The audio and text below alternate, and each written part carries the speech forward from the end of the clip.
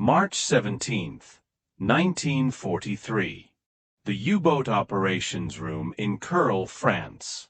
The chalk squeaked against the blackboard as Lieutenant Captain G.A. Hessler updated the tonnage calculations, his hand hesitating over numbers that just didn't make sense.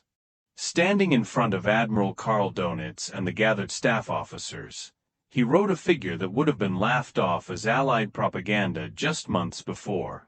The Americans launched 17 ships yesterday, 17 in a single day. Through the smoky operations room overlooking the submarine pens of Lorient, Dönitz stared at the math of defeat spreading across the chart table. Intelligence from agents in American ports, intercepted radio messages, and stories from captured merchant sailors all pointed to the same impossible truth. The United States was building ships faster than his U-boats could sink them. Not just a little faster, way, overwhelmingly faster.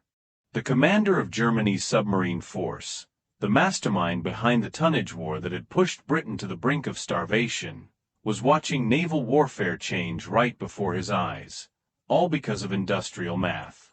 Between 1941 and 1945, 18 American shipyards would build 2,710 Liberty ships, an average of 3 every 2 days.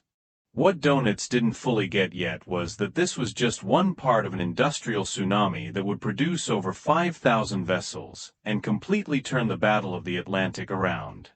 The realization hitting that operations room would hit the U-boat force like a depth charge, shattering the morale of men who'd thought they could strangle the Allied war effort with simple math, sink ships faster than they could be replaced.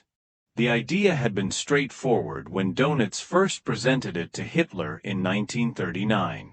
His calculations said a fleet of 300 Type 7 U-boats could sink 1 million tons of ships a month, and within a year, sink enough of Britain's 3,000 merchant ships to collapse their economy. The math seemed clear. Britain needed 47 million tons of imported supplies every year to survive. To win the tonnage war, U-boats had to sink 300,000 GRT a month to outpace Britain's shipbuilding capacity. In his leather-bound war diary, Dönitz wrote with typical precision, "The shipping of the enemy powers is one great hole.